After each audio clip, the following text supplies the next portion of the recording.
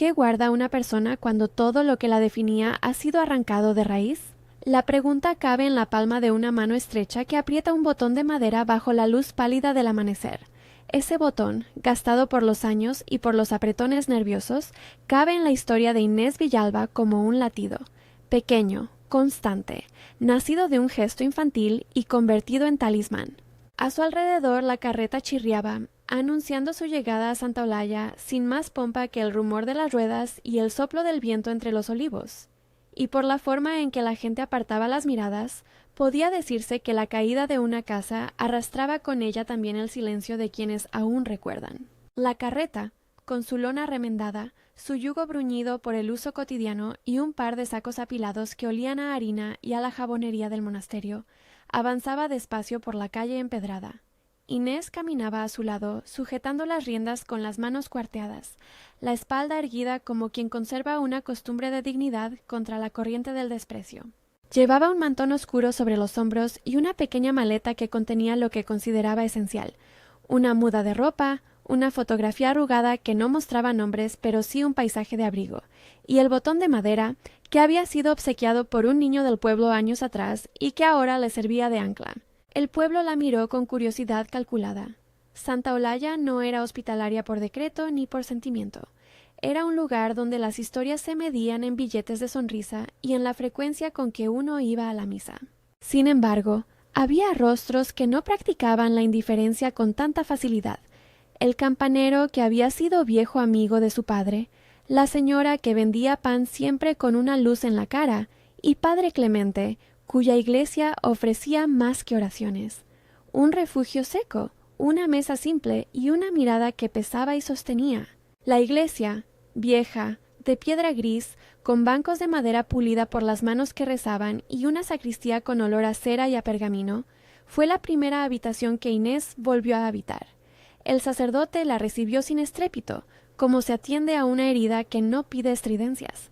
«No tenemos mucho», dijo, «pero hay techo y 2 mantas. Puedes quedarse en la sacristía. Hay trabajo, limpiar, encender velas, asegurar las misas». No hubo compasión ostentosa en la voz de Clemente. Hubo proposición de normalidad, que es otra forma de amparo. Esa primera noche, mientras la luna rozaba las tejas y las campanas hacían su monotonía nocturna, Inés se sentó en el único banco de la sacristía. Sacó el botón, lo miró a contraluz y dejó que el recuerdo rodara como una película interior. Recordó la casa de los Villalba, una casa que no era grande, pero que guardaba una biblioteca desordenada y una cocina donde la mañana tenía olor a pan recién hecho. Recordó la risa de su madre y la voz de su padre cuando la llamaba desde el umbral. Recordó también la jornada en la que todo cambió. Voces graves, caras cerradas de hombres que no venían a hacer justicia sino a llevarla, y el frío cortante de la acusación que rompía la vida en piezas. No era amargura sola aquello que sentaba en su garganta. Era la evidencia de que alguien había decidido escribir su nombre con tinta de olvido. Quien le regaló el botón fue, años atrás, un chico del pueblo que había encontrado la madera en el taller del carpintero y la había tallado con manos inseguras. «Para que recuerdes quién eres», dijo el niño. A Inés le pareció entonces un exceso de ternura. Ahora aquel objeto funcionaba de preservativo de identidad, una manera de mirar su reflejo y saber que el viento no había borrado su forma. La vida en la sacristía se llenó pronto de pequeños ritos. De madrugada, Inés encendía velas que dejaban columnas de humo y olor dulzón. Por la mañana barría el atrio y cuidaba de las flores que alguien donaba para el altar. Los vecinos que la miraban con desdén fueron aprendiendo a contemplarla con una distancia menos agria cuando la veían entregada a tareas que nadie más hacía. Nicolás, empleado del ducado que venía a la iglesia con frecuencia para arreglar cuentas y llevar recados, fue el primero en hacerle una pregunta franca. «¿De dónde vienes, Inés?». Su voz era de mensajero, templada por el hábito de observar el detalle que interesa a quienes sirven al poder. «De una casa que ya no me reconoce», respondió ella breve. No buscó piedad ni explicación extensa. Nicolás observó el botón en la mano de Inés, y hubo en su mirada un reconocimiento que no era del todo curioso ni del todo hostil. Era profesional, como quien anota un dato que puede servir más tarde. Los días se encadenaron en una rutina de entregas y trabajos menores. Inés Guiaba la carreta por caminos que conocía por instinto, deteniéndose frente a puertas que parecían perpetuas, entregando cajas al convento, gastando su tiempo en el mercado donde las mujeres compraban telas y compartían rumores. Fue en una de esas entregas, a las puertas del ducado, cuando la vio por primera vez con claridad. Él estaba a cierta distancia, entre la sombra de los cipreses y la escalinata, observando sin aparente intención de ser visto. Álvaro de la Vega tenía el porte propio de quien ha sido formado para no necesitar hablar para que lo noten. No era el estereotipo de noble pomposo, tenía más bien la gravedad de lo acostumbrado a gobernar silencios. Sus ropas, de color sobrio, de corte correcto, hablaban de herencias y de una educación que estrechaba los modales. Su mirada se posó en Inés por un instante largo, como quien reconoce una melodía conocida que alguien interpreta ahora de otro modo. No hubo saludo formal. Álvaro no hizo ademán de acercarse, simplemente miró. Ese primer y medido vistazo produjo en Inés una reacción que no se permitió ser más que una chispa. Su mano tanteó el botón como si necesitara afirmarlo, como si la madera fuera una cuerda que la afianzara a su verdad. Enseguida bajó la vista y consignó la entrega con el encargado. Nicolás, que la observaba, dejó escapar una sonrisa contenida. «Este señor pasa por aquí a menudo», comentó en voz baja. «Es el duque o su representante». Y añadió, como agregado social de importancia práctica, «No conviene provocar miradas en el patio del ducado».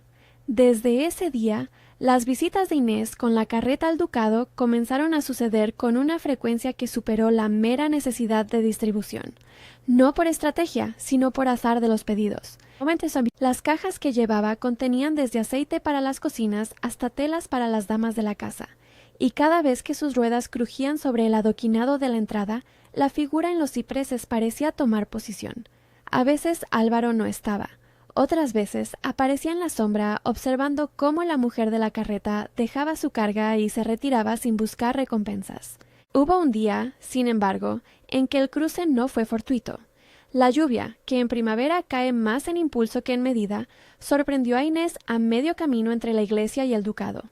Los caminos se volvieron hileras de barro, y las ruedas de su carreta resbalaron hasta quedar detenidas en una zanja. La lona se pegó al cuadro y el frío caló hasta la piel. Fue entonces cuando la vocecilla de la prudencia le indicó que pedir ayuda no era signo de derrota, sino de supervivencia.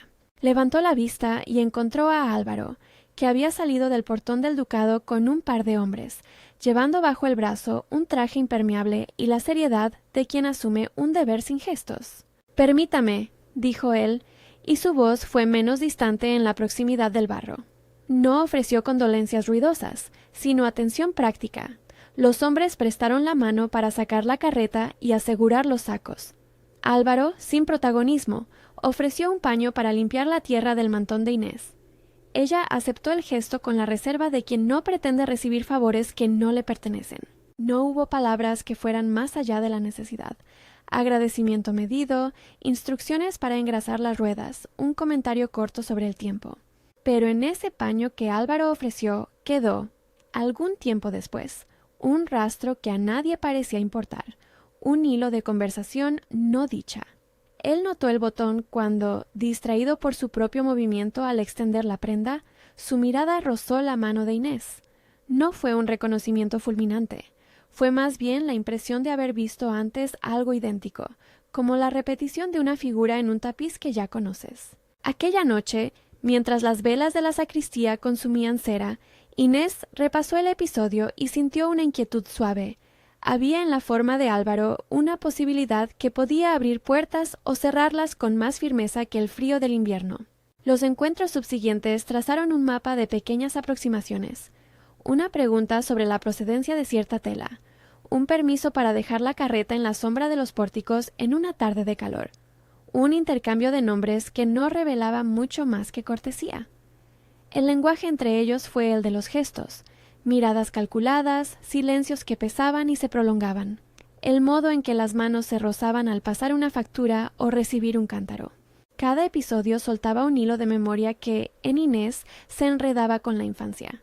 Los flashbacks no llegaban como ráfagas, sino como puertas medio abiertas, una escena de verano, una cuerda de tela ondeando en el patio, la risa de un niño que empuñaba un carpintero de madera. En uno de esos flashes, Inés recordó la tarde en que el jardín de su casa fue testigo de un jugueteo infantil. Un niño alto, con el cabello raspado por el sol, había hecho una promesa de contar estrellas. Otro niño, o quizá la misma voz en diferente versión, le regaló el botón con la frase inocua «para que cuando te pierdas, vuelvas». La memoria contenía el sabor de la fruta dulce que se comieron en aquel banco, la confianza sin fronteras de los pequeños que no han aprendido a medir el peso de las palabras. Lo que no fue recuerdo fue el día en que la familia de Inés dejó de ser reconocida por la comarca. Esa escena no era un parpadeo agradable, fue un corte preciso en la continuidad de la vida. Hombres con medallas adoptaron la autoridad de sentencia y el rumor de la acusación prendió en las paredes. La causa nunca quedó del todo clara, ni para los testigos ni para los vecinos. Lo que quedó fue la evidencia del haber sido desposeídos, la casa vacía, las habitaciones abiertas como bocas, el mobiliario lanzado en cajas donde el polvo ganó la condición de propietario. En la plaza del pueblo se tejieron con rapidez dos tipos de historias, las que filtran la realidad para favorecer a quien manda y las que mantienen una memoria protectora de lo perdido. Inés vivió entre ambas. Por un lado, la gente que miraba desde arriba y decidió que era prudente dejar que el tiempo dictara la moral. Por otro, quienes se acercaban al banco del convento a dejar un poco de pan o una mirada franca, como el carpintero que había enseñado a su hijo a tallar botones. En ese tejido social, el ducado ocupaba su lugar con la naturalidad de lo esencial. No era solo una casa de señorío, sino una institución que administraba trabajo, recursos y lealtades. Don Octavio Figueroa, con su nombre pronunciado con reverencia o con molestia según el caso, mandaba sus órdenes con una autoridad que nadie se atrevía a discutir directamente. Su hija, Leonor, no tardó en convertirse en una figura cuya presencia era capaz de alterar conversaciones. Se decía que había estudiado fuera, que volvía con ropas nuevas y con una seguridad que rozaba la arrogancia. Leonor no solo traía consigo la novedad de lo foráneo, traía sobre todo la posibilidad de abrir heridas viejas o cerrarlas al gusto del poder. Fue, precisamente, la noticia del regreso de Leonor lo que introdujo una corriente de inquietud en el pueblo. Llegó con equipaje, con aromas de ciudades y con una sonrisa medida, y su aparición alimentó los rumores sobre viejas deudas y gestos que ahora podían cobrarse con facilidad. Las miradas hacia Inés cambiaron. Algunas estrecharon la desconfianza, otras, menos obvias, se convirtieron en respaldo silencioso. El botón, que hasta entonces había sido un refugio íntimo, comenzó a ser un objeto observado con manos interiores. Su existencia era conocida por aquellos que se acercaban a la iglesia a pedir una vela, por Nicolás cuando ajustaba cuentas, por el sacerdote que guardaba los secretos en la bandeja de la confesión. Entretanto, Álvaro se comportaba con la moderación de quien no quería ofrecer esperanza que no piensa sostener. Observaba, preguntaba ocasionalmente por la situación de la antigua familia Villalba y dejaba que nodos de información se ataran en su mente. No era el tipo de hombre que hacía declaraciones públicas sin meditar. Su modo de actuar era levantar una piedra y mirar lo que debajo había. A pesar de su posición, no era insensible. Había en su mirada fragmentos de un pasado que quizá lo conectaban con una infancia distinta, a la que su título le exigía representar. La posibilidad de que algo en la historia de Inés se correspondiera con un pasado suyo, tal vez de juegos compartidos, le producía más preguntas que certezas. Mientras tanto, la comunidad seguía su curso.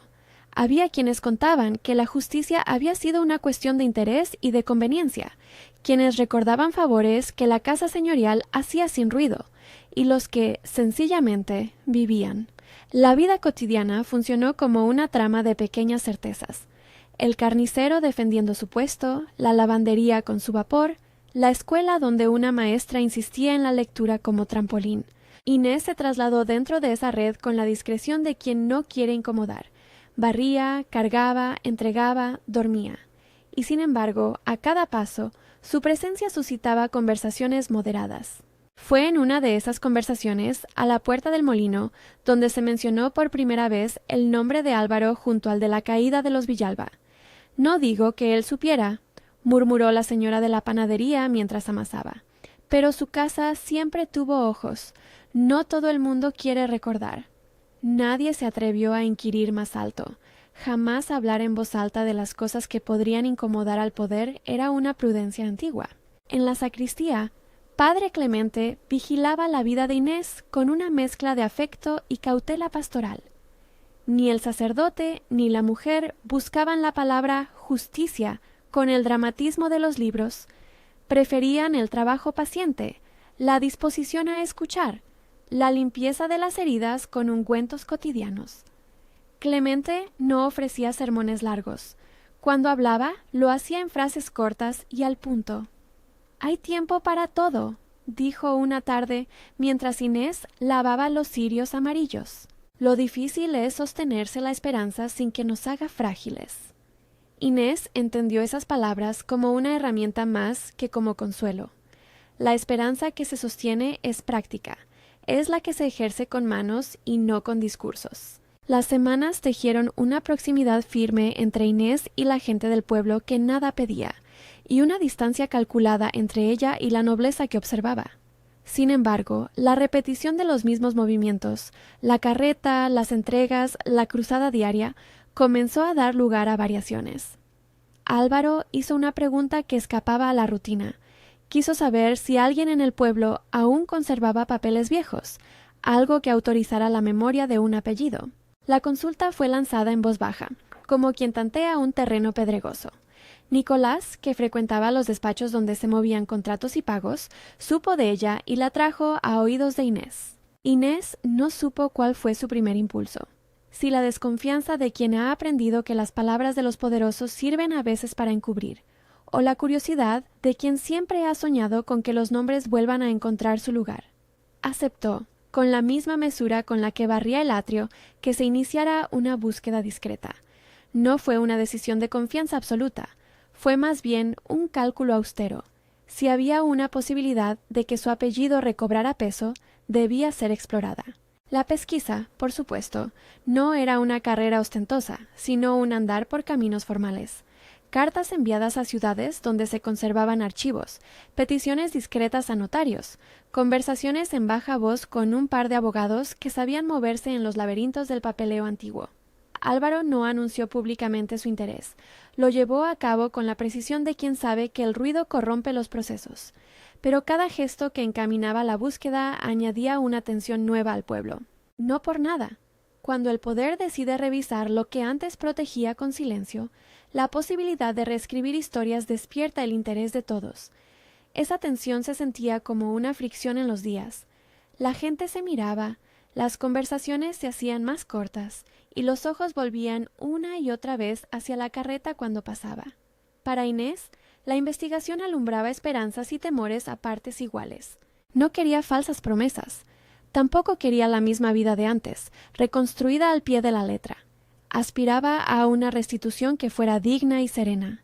Tenía el botón en el bolsillo, como si fuera imprescindible llevar consigo la verdad más humilde. Y, sin embargo, a pesar de esta expectativa cauta, la vida cotidiana continuó ofreciendo pequeñas pruebas de la naturaleza de las personas. Hubo una tarde en que el duque envió, en nombre de la casa, sacos de harina para repartir entre los pobres del pueblo. No fue un gesto gratuito ni exento de cálculo. Fue, más bien, una señal de que la nobleza tenía formas distintas de tocar la vida común. Algunos recibieron los sacos con gratitud, otros lo observaron con reservas. Inés, por su parte, aceptó su parte y la repartió con el mismo cuidado con que preparaba la mesa en la sacristía. Tal acto, repetido en microrrelatos del pueblo, sirvió para recordar que los vínculos sociales no se rompen por completo de una sola vez. Son hilos que pueden estirarse y enredarse, pero que también permiten coser. En una noche de luna llena, cuando la sacristía ya olía a cera consumida y a madera tibia, Inés guardó el botón en el bolsillo interior de su falda. Lo pasó por la uña, sintiendo la textura gastada, y dejó que la memoria hiciera su trabajo. Sabía que el tiempo, junto con la voluntad de algunos, podía devolverle una dignidad que no pediría ostentosa, y también sabía que la restauración era un proceso con fases, cartas, testimonios, retrasos, pequeñas victorias, que requería paciencia. Pero cuando el viento cambió y la forma del aire se llenó de presagios, Fue imposible no apretar el botón con más fuerza, porque los hilos que se mueven en los despachos, en las cartas selladas y en las conversaciones de la noche siempre acaban por tirar de algo en la plaza. Y el secreto que guardaba la carreta, la identidad que Inés portaba como quien lleva la radiografía de su vida, comenzaba a resonar en oídos que hasta entonces habían sido sordos. Si quieres descubrir cuál es ese secreto que la carreta esconde, acompáñame en el camino que sigue. Quédate junto a la mujer que guarda un botón y a los silencios que él provoca, y observa cómo un nombre puede convertirse en una llave. Con la invitación hecha, la historia dobló una esquina literal y otra figurada. Los días siguientes trajeron encuentros que parecían simples, pero que empezaron a contener capas. Álvaro, sin mostrar urgencia, ordenó que varios documentos se buscaran en los archivos del ducado. No eran papeles nuevos, sino hojas antiguas, registros de pagos, escrituras firmadas con caligrafía ajada por el tiempo. Un archivero, hombre con gafas empañadas y manos que olían a tinta, fue enviado en la primera tanda. «Revisa las transferencias de tierras de la última década», indicó Álvaro con la voz que no necesitaba énfasis. El hombre curvó la espalda, tomó su lámpara y bajó las escaleras que crujían con la memoria. Mientras tanto, en el pueblo, Leonor Figueroa paseaba por los mercados como quien quiere dictar un estándar nuevo. Sus vestidos eran cortesía de modistas de ciudad y sus palabras tenían la precisión de quien ha aprendido a nombrar lo que desea controlar. No buscó a Inés por la vía del rencor directo. Su modo de actuar fue el de quien coloca su presencia como un desafío. En una tarde, no muy lejos de la iglesia, Leonor se cruzó con Nicolás. Él la saludó con la inclinación que piden las jerarquías. Ella le preguntó por la carreta que últimamente se veía traer cargas. Nicolás, que conocía la respuesta práctica, guardó silencio un instante y luego dijo: «Es la mujer de la iglesia. Ha venido a ayudar». Leonor sonrió de un modo que no llegaba a ser amable. «Que no se olvide de su lugar», murmuró luego, pero no tan alto como para que la palabra se hiciera una sentencia pública. La tensión escaló con la mesura de quien sabe que las batallas más decisivas se ganan en documentos y confidencias. Álvaro, por su parte, empezó a entretejer una red de datos: cartas a abogados de ciudades cercanas, párrafos dirigidos a notarios, peticiones de testigos que habían visto, hace años, asuntos administrativos relativos a tierras y deudas. Cada papel que pedía revisar era un puente hacia la posibilidad de deshacer una decisión que había acabado con una familia. Pero el hecho de tocar asuntos que los Figueroa preferirían mantener en la sombra, por motivos de conveniencia, de prestigio o por la mera costumbre del poder, no era algo que pudiera ocultarse del todo. En una noche de viento temprano, cuando las estrellas parecían haberse puesto de acuerdo para observar, alguien prendió un rumor que voló rápido. Se decía que la casa de los Villalba podría estar ligada, por documentos antiguos, a una remesa que había sido transferida a favor del ducado en circunstancias poco claras. El rumor fue una chispa que no era aún fuego. Se oyó en pasillos, en una cantina, en la voz baja del carpintero. Para algunos era solo un chismorreo sin base. Para otros, la posibilidad de que la verdad emergiera preparó la garganta para la esperanza. La respuesta de los Figueroa no tardó en mostrarse, aunque con la moderación calculada que pide la política del decoro. Don Octavio convocó reuniones en su despacho, escuchó informes y ponderó la manera de proteger sus intereses sin hacer un gesto que pudiera parecer irrazonable. Leonor, por su parte, inclinó la cabeza en la dirección que la ambición marcaba. Estaba dispuesta a defender la versión que su casa considerara conveniente, pero ambos sabían algo esencial: que la justicia, cuando se excava con papeles y testigos, no es una fuerza súbita, sino un trabajo de demanda sostenida. Y así, sin tambor ni estrépito, las primeras operaciones comenzaron a moverse. Cartas con sellos de plomo, gestiones que requerían más tiempo del que la gente en la plaza consideraba apropiado, conversaciones a media voz en el archivo y la presencia de un hombre que no ostentaba su preocupación públicamente, pero que la llevaba en los pliegues de su mirada. Inés seguía llevando la carreta por las mañanas y durmiendo en la sacristía por las noches. Pero el botón en su bolsillo empezaba a vibrar con la frecuencia de algo que ya no era solo recuerdo. Era posible confirmación. La primera parte de la investigación, las búsquedas iniciales entre archivos polvorientos y los intercambios de cartas a ciudades donde las máquinas de escribir aún no habían llegado, produjo hallazgos mínimos, papeles que no estaban completos, registros que requerían cotejo. No obstante, hubo un documento que llamó la atención, una servidumbre antigua, una nota en letra fina en un margen que hablaba de una transacción que no parecía ajustarse a la lógica de la época. El hallazgo era un hilo apenas visible, pero bastó para que la intriga se tornara en labor. En la plaza alguien colocó un cartel de teatro que hablaba de una obra próxima. Las gentes pasaban, y entre un intercambio y otro, la vida cotidiana rivalizaba con la tensión de las búsquedas. Inés, cuando se enteró del papel, lo sostuvo entre sus manos con una mezcla de incredulidad y precaución. No era una victoria.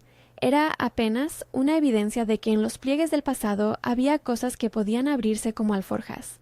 Guardó el papel en el interior de su pequeño baúl, junto con la mantita que le había dado padre Clemente, y respiró un aire que no supo si calificar de alivio.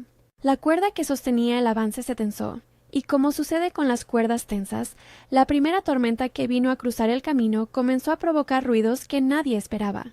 Fue entonces cuando, en una tarde de nubes bajas, se notó un movimiento que cambiaría la dirección de las cosas. La carreta, siempre humilde en su presencia, se convirtió en el epicentro de un acontecimiento que obligaría a quienes miraban a dejar de hacerlo para actuar. El día amaneció pesado. Las nubes, al principio lentas, se juntaron hasta formar una masa que amenazaba con una lluvia más propia de finales de otoño que de la primavera que corría. En el molino se advertía prisa, en la panadería panes que se enfriaban oscuro, y en la sacristía las velas ardían con una luz más vigilante. Inés cargó su carreta con sacos destinados a la cocina del convento y se dispuso a volver al camino. Nicolás estaba por allí con un recado para el duque. La plática fue breve. «Cuidado con los charcos», dijo él en tono pragmático. «Con este tiempo saltan las dificultades cuando menos uno las espera». No fue exageración. A mitad de la cuesta que lleva a la vega, un relámpago sin trueno abrió el cielo y la lluvia comenzó a caer con la violencia de quien tiene prisa. La carreta, que hasta entonces marchaba con la costumbre de sus ruedas, sufrió el empuje del barro. Las caballerías resbalaron, el yugo se inclinó y los sacos comenzaron a deslizarse hacia un lado.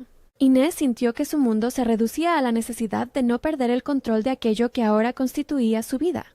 Afanó las manos, ajustó las correas y en un movimiento que iba de la técnica a la necesidad, intentó frenar el carromato. Pero la zanja al borde del camino, traicionera y repleta de agua, esperó su instante. La carreta cayó. Las ruedas se enterraron. El ruido del impacto resonó como un golpe seco que atrajo miradas desde las ventanas de las casas. Inés sintió el corazón latir con violencia. Sus manos, empapadas de barro, buscaron algo firme para sostenerse. No alcanzó a dejar escapar una queja cuando, de entre la lluvia, apareció una silueta que corría desde el portón del ducado. Era Álvaro. Sus botas, igualmente embarradas, pisaron la orilla del camino con la decisión de quien se dispone a no mirar atrás. «¿Está herida?», preguntó sin rodeos. «No», contestó Inés, aunque su voz tembló un poco. No era una mentira. No había herida de sangre. Había, sin embargo, la abrasión de la humillación y el frío que cala. Los hombres del ducado, necesariamente eficaces cuando se trataba de preservar el orden, ofrecieron su ayuda.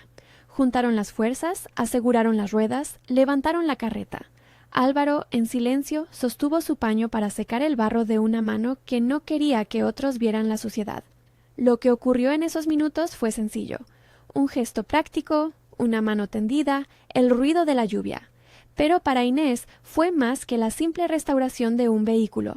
Fue la constatación de que alguien del otro lado de la verja podía intervenir sin desenmarcarse del decoro, y que ese alguien no era indiferente a su destino. Cuando la carreta quedó otra vez en pie y la lluvia menguó hasta convertirse en un hilo de agua, Álvaro miró a Inés con una intensidad que no era cortesía social ni curiosidad banal. «¿Permite que le acompañe hasta la iglesia?», preguntó. Ella titubeó.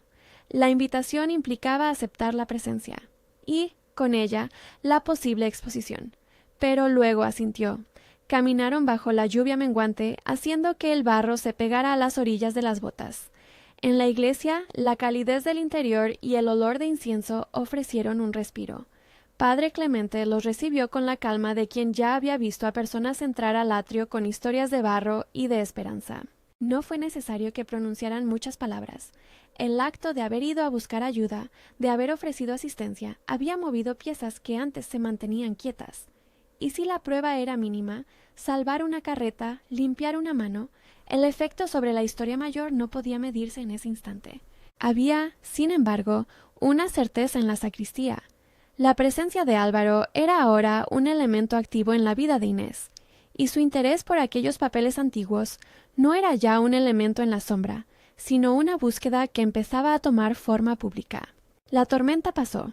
La carreta volvió a su ruta. Las impresiones quedaron en forma de charcos y de conversaciones que empezaban a bifurcarse. En la plaza, algunos comentaban el episodio con la trivialidad de quien no quiere profundizar. En la casa del duque, la noticia pasó con menos ruido y más diligencia.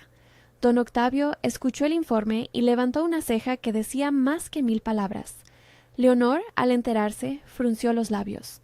Álvaro, por su parte, tomó nota en la profundidad de su ánimo. Había una mujer, un botón, y la posibilidad de deshacer una gran injusticia mediante la prueba documental. Y la vida, que no espera por decretos ni por vaticinios, siguió su curso con la pesadez de quien sabe que lo que empieza no siempre culmina de inmediato. Para Inés, la noche siguiente fue larga. Los mantos en la sacristía parecían más delgados, y el botón, en su bolsillo, estaba caliente por la mano que lo tocó con necesidad. Sabía que algo se movía, y por primera vez desde la caída permitió a la esperanza tener un cauce que no fuera estrictamente la supervivencia. La primera parte de la historia concluye aquí, en el punto en que el barro ha sido quitado, la carreta ha vuelto a la ruta, y la conversación acerca de papeles antiguos comienza a encontrar destinatarios que no son solo la curiosidad. La tensión se ha instalado, y con ella la certeza de que el secreto tras la carreta no es ya un murmullo solitario, sino una posibilidad que requiere tiempo, pruebas y, sobre todo, el valor de quienes están dispuestos a revisar lo que otros tiraron en silencio. Los días que siguieron al rescate de la carreta adquirieron un ritmo nuevo. No el compás del rumor que se agota, sino el de una maquinaria lenta y precisa que empieza a mover piezas que llevaban años inmóviles.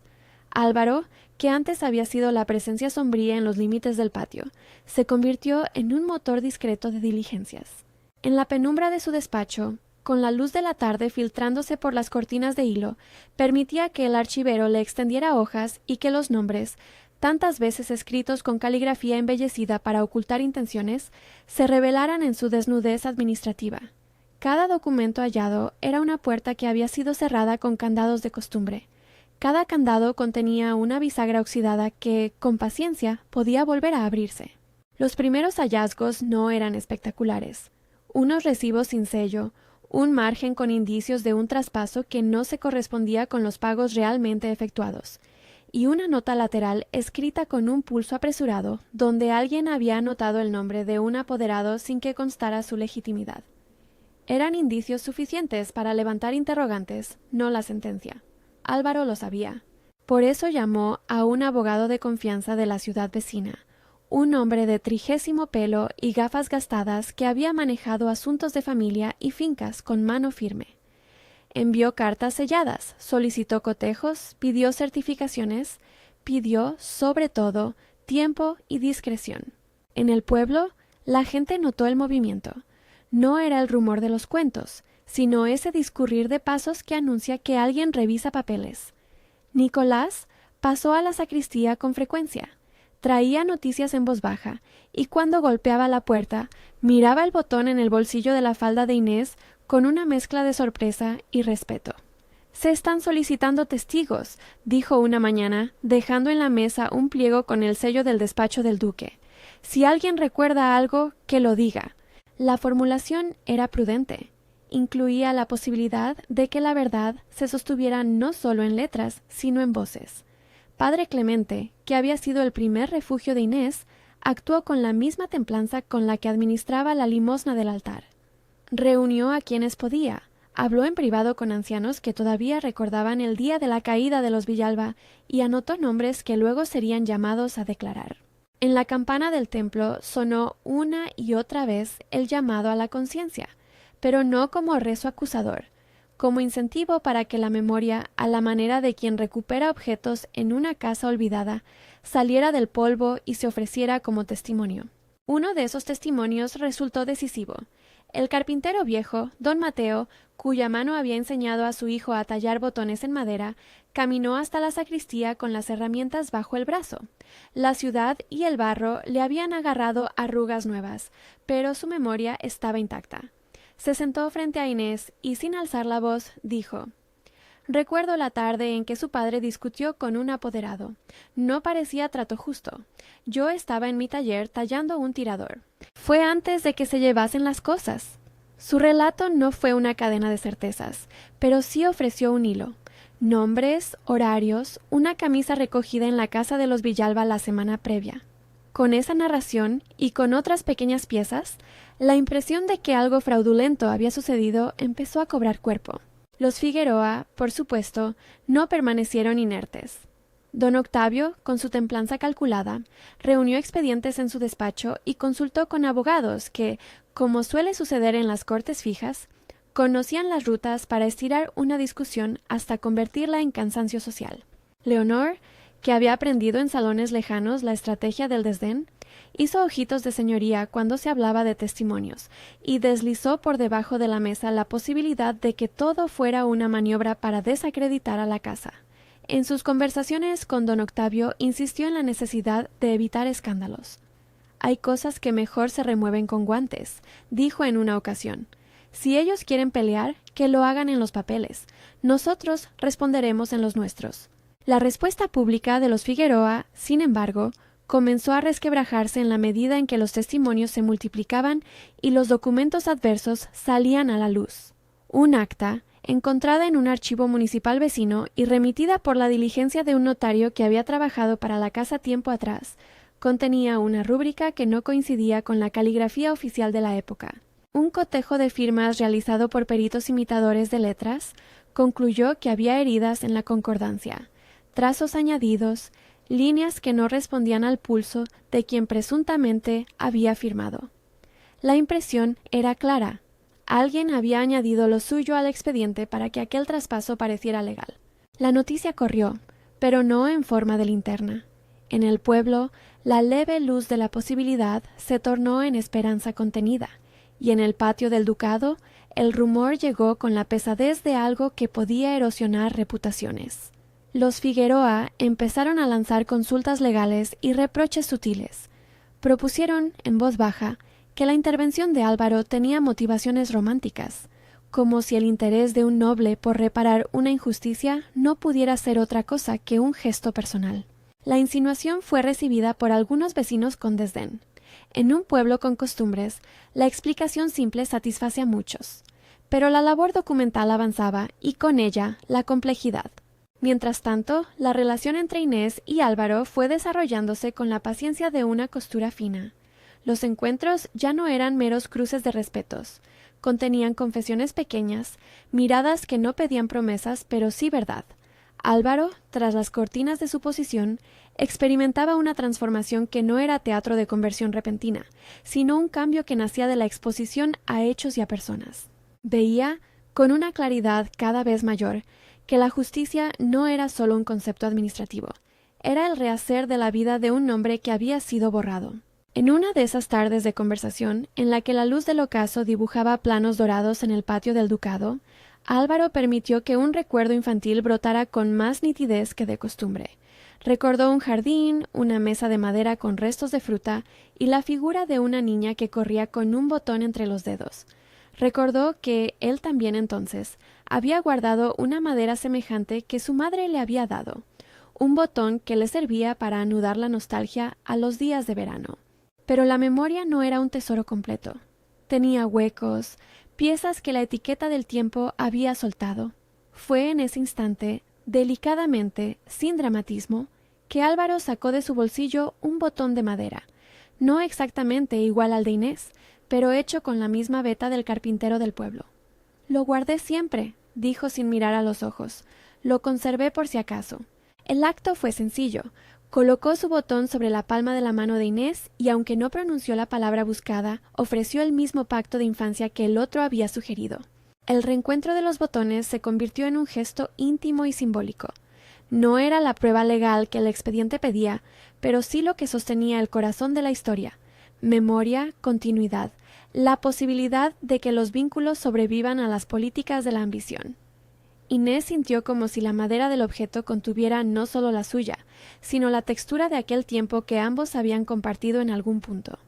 Guardaron silencio. El silencio dijo más que 1000 alegatos. Lo que nadie pudo prever del todo fue la forma en que el conflicto subiría de temperatura. No fue en los despachos ni en los tribunales donde la tensión alcanzó su pico, sino en la noche en que unas bocas de fuego se encendieron no por accidente, sino por mano calculada. El granero, que pertenecía a una familia vecina, un edificio modesto, lleno de mies, ardió en la madrugada como si alguien hubiera querido que el fuego, además de consumir grano, consumiera la tranquilidad del pueblo. Las llamas lamieron la madera con voracidad. El humo subió en columnas negras que la luna no pudo apartar. La noticia del incendio corrió como una hélice. Gruñidos, pasos, voces que llamaban. Inés, que dormía en la sacristía, fue una de las primeras en salir. No se explicó por qué corrió. Era un impulso que venía de la costumbre de no mirar al lado cuando alguien está en peligro. Nicolás ya había partido con cubos. Otros vecinos salieron con sábanas y la iglesia se llenó de movimientos. Padre Clemente, con su ropa apenas adornada, organizó cadenas de hombres y mujeres que pasaban agua hacia la hoguera. Hacer lo que la desesperación pide en una noche así es, muchas veces, la única forma de reprender al temor. Al principio se creyó en un accidente, un candil roto, una brasa olvidada, pero cuando, entre los rescates, comenzaron a salir confesiones en voz baja, alguien que vio una silueta que no debía estar allí, un hombre cargando un barril con extraña prisa. Algunos comprendieron que aquello tenía más de intencionalidad que de descuido. Los Figueroa guardaron silencio oficial, pero la sospecha colgó en el aire como un látigo. Alguien quería marcar el territorio.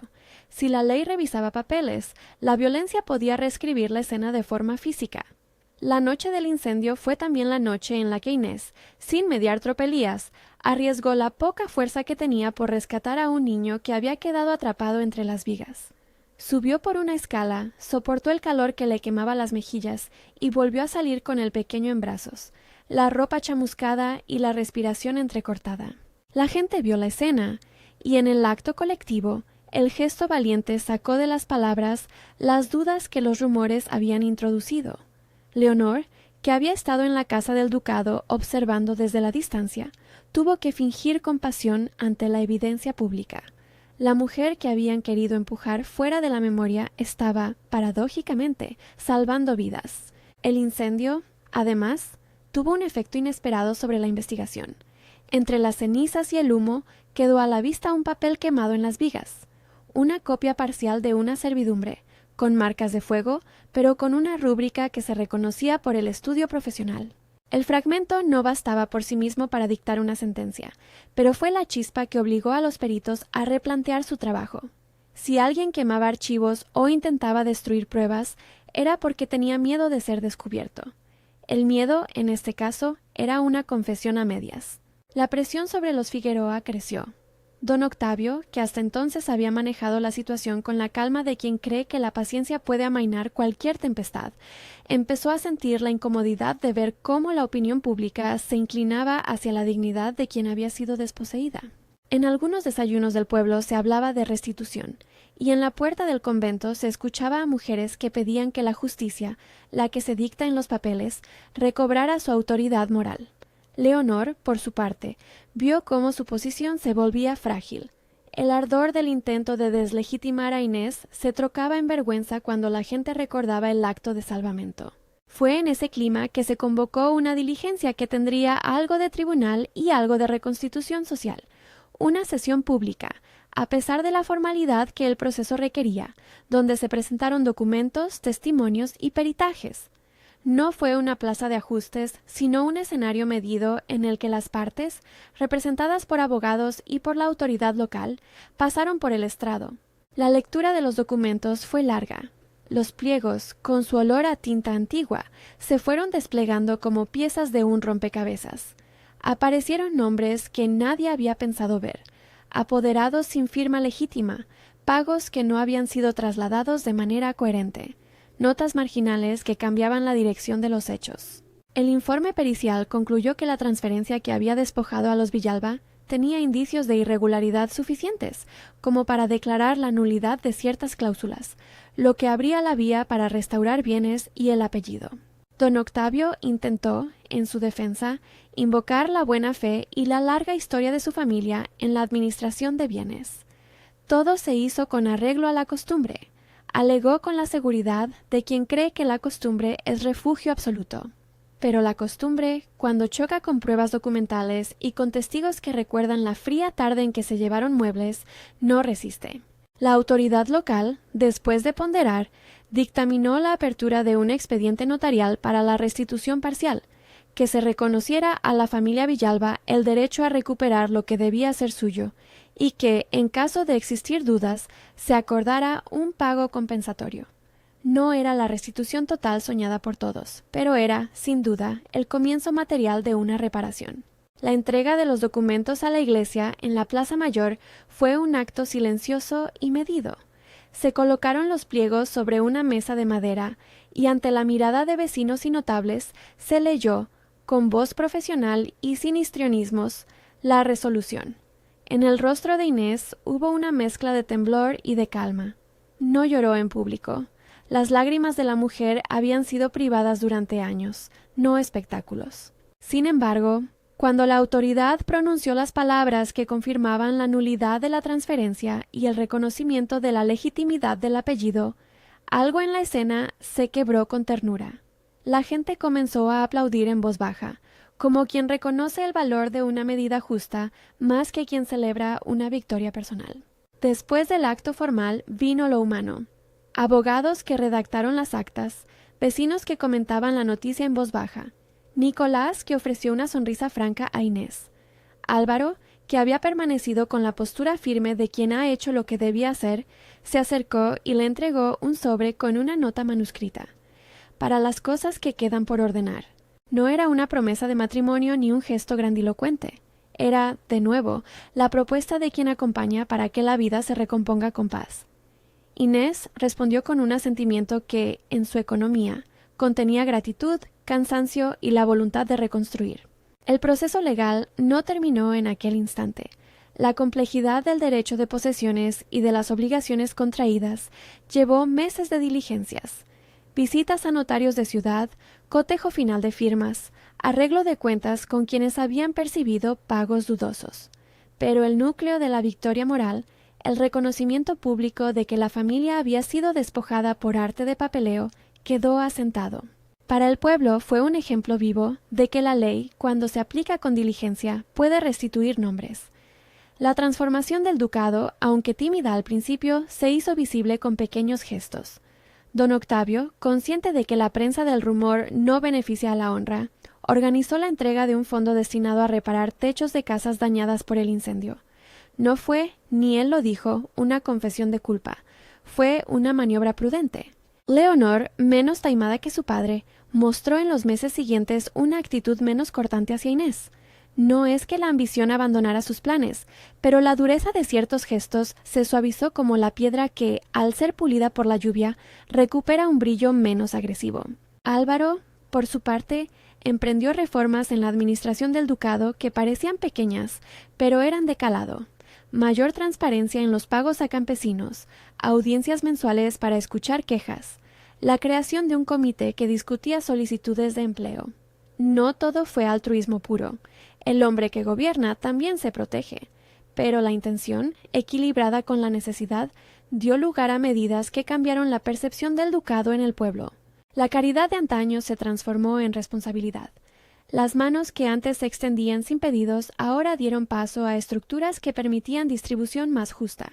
En ese tránsito, la relación entre Inés y Álvaro se afianzó. No fue una historia de pasión arrebatada, fue un tejido de respeto, de miradas que se entienden sin palabras, de pequeños apoyos en la vida cotidiana. Hubo noches en que caminaron por los jardines del ducado y hablaron de cosas simples: los nombres de las flores, las estaciones que se aproximaban, la memoria del botón que siempre parecía moverse entre sus dedos. En una tarde de otoño, cuando las hojas caían como oro viejo, Álvaro llevó a Inés a un rincón del jardín donde había un banco gastado. Sentados, deslizó su mano sobre la de ella y dijo, con la voz baja que solo se permite la verdadera intimidad: «No pretendo borrar lo que fue, pero quiero estar donde se reconstruye». Inés no respondió con palabras. Dejó que la palma de su mano apoyara la suya y al gesto añadió el peso de su historia. El tiempo, que en estas historias no es padrino ni enemigo, actuó como testigo. Llegó la ceremonia discreta en la que ciertas propiedades volvieron a su lugar. No fue un desfile de pompas, sino un acto de notabilidad jurídica. En la tarde de la restitución formal, cuando las firmas se pusieron y los sellos se cerraron, los vecinos se acercaron con cierta emoción contenida. La casa Villalba fue limpiada. Las habitaciones volvieron a tener voces, no ecos. Se colocaron cortinas nuevas en las ventanas y la biblioteca, cerrada por años, se volvió un lugar de encuentro para la lectura y para el recuerdo. No todo volvió a ser como antes, ni Inés deseó que lo fuera. Lo que buscó fue la dignidad que acompaña a la posibilidad de nombrarse. En una de las primeras noches en la casa, mientras organizaba libros y objetos recuperados, encontró una caja con papeles, entre ellos una carta sin remite pero con la letra de su padre. La letra temblaba, tenía la certeza de quién escribió a escondidas. La carta decía, en frases breves y sin lamentos, que la memoria es un deber y la restitución una oportunidad para enseñar a la próxima generación a no olvidar. Inés, al leer, dejó que una lágrima rodara en silencio. Era la lágrima de quien ha vuelto a encontrar una señal de pertenencia. Los meses siguientes trajeron acontecimientos de menor brillantez pública, pero de prueba social. La apertura de una pequeña cooperativa de pan que alivió las mesas de algunos vecinos. La reforma de un pozo cuya agua había sido problema recurrente. La escuela que recibió materiales para la enseñanza. El ducado, que antes era fronterizo y distante, se mostró menos duro. Las gentes que antes miraban con recelo empezaron a dialogar. No se trataba de un cambio total del orden. Era más bien una corrección que permitía que la comunidad respirara. Hubo también reconciliaciones privadas. Don Mateo, el carpintero, compartió con la niña del pueblo la enseñanza de tallar botones. Nicolás, que había sido medio puente y medio observador pragmático, fue premiado con una carta de reconocimiento por su ayuda en el archivo. Padre Clemente, que nunca buscó gloria, recibió palabras de la congregación por su buen hacer. En la iglesia, el botón apareció en más de una conversación. Algunos niños venían a verlo, y el objeto dejó de ser instrumento de secreto para convertirse en emblema de memoria. La novela de lo cotidiano permitió que la historia de Inés llegara a su forma más íntima. La unión con Álvaro no fue un despliegue público ostentoso, sino una promesa hecha en el jardín, ante un grupo pequeño de testigos: Padre Clemente, Don Mateo, Nicolás y algunas amigas de la iglesia. No hubo banda ni alaracas, hubo palabras breves, miradas que decían todo, y el roce de manos que selló no un destino sino una compañía elegida. El botón, que había sido talismán y testigo, fue cosido ahora al forro interno del chal que Inés llevó en aquel día. Álvaro, a su vez, prendió el suyo en el botón de su chaleco, como si la memoria de infancia se transformara en alianza. La boda fue celebrada con la sencillez de quien entiende que la alegría compartida es más valiosa que el lujo. Los panes se repartieron con manos que habían vivido el hambre de la noche del incendio. La música fue la de los vecinos que tocaban en la plaza. Las rosas, regaladas por una mora del jardín, perfumaron el banco donde se sentaron los contrayentes. La emoción fue contenida, como exige la dignidad del pueblo, pero fue sincera. La gente aplaudió con afecto y entre los murmullos muchos dijeron que era justo. El ducado, bajo la conducción pausada de Álvaro y con la supervisión del consejo que había creado, comenzó a ejecutar proyectos que respondían a necesidades reales. Una almazara donde los pequeños productores podían llevar su aceituna y recibir pago justo, una sala en la casa con libros para el uso común, una caja de ayuda para emergencias. Don Octavio, aunque acompañado por su orgullo, entendió que la permanencia de su legado requería armonía más que conflicto. Leonor, por su parte, encontró otras ocupaciones: comisarías de beneficencia, viajes a la ciudad para establecer contactos y, poco a poco, menos exhibición de su antiguo desdén. No fue redención milagrosa ni conversión dramática, fue ajuste práctico y, en algunos casos, reconocimiento de que la paz social cuesta menos que el encono perpetuo. Los años trajeron, como siempre, cambios que a la distancia se ven con la textura de la normalidad. Inés y Álvaro tuvieron una hija, a quien criaron entre los libros recuperados y las faenas del pueblo. La niña creció con la idea de que la memoria es un deber y que los objetos guardados en el tiempo, una carta, un botón, una cucharilla de plata, pueden enseñar la historia íntima de las familias. Un día, mientras jugaba en el jardín y sostenía en la mano un botón de madera, preguntó: «Mamá, ¿por qué siempre llevas ese botón?». Inés la miró y la pregunta le pareció más importante que la respuesta.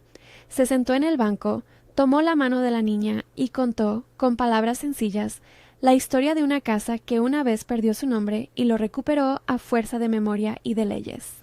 Le habló del niño que talló el botón, de las manos del carpintero, del padre que escribió una carta. Le habló del incendio que casi devora el pan de su gente y de la iglesia que ofreció techo cuando no había hogar. Le habló de Álvaro no como un héroe, sino como un hombre que se dejó interrogar por la verdad hasta que sus actos tuvieron coherencia con lo que su corazón había visto. La niña escuchó y, al finalizar, dijo con la inocencia de quien aún no ha aprendido las ironías del mundo: «¿Y por eso el botón es tan importante?». Inés le devolvió la mirada con la ternura de quien sabe que la respuesta es un gesto más que un discurso. «Es importante porque es la memoria que nos recuerda quiénes fuimos y quiénes podemos ser», dijo. Luego, como quien enseña a atar un cordón, le pasó el botón por entre los dedos y le mostró cómo se sujetaba a la ropa.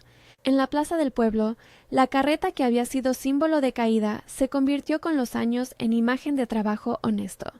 La lona se reparó, las ruedas se engrasaron, y la mujer que la conducía, que ahora llevaba un apellido completo y la dignidad que se asienta en el nombre, repartía, con la misma humildad de siempre, panes y palabras. Los niños corrían alrededor y la memoria del botón se volvió un cuento que las madres contaban en voz baja. La historia de la mujer que no perdió su identidad aunque muchos hubieran querido borrarla. Cuando los años pesaron y la rutina adquirió la calidad de costumbre buena, la gente del pueblo, al pasar antes por la puerta del ducado, notó que los cambios habían quedado asentados. No todo brillo, no todo esplendor. Más bien, una manera distinta de gobernar que no vaciaba la dignidad de quienes trabajaban la tierra.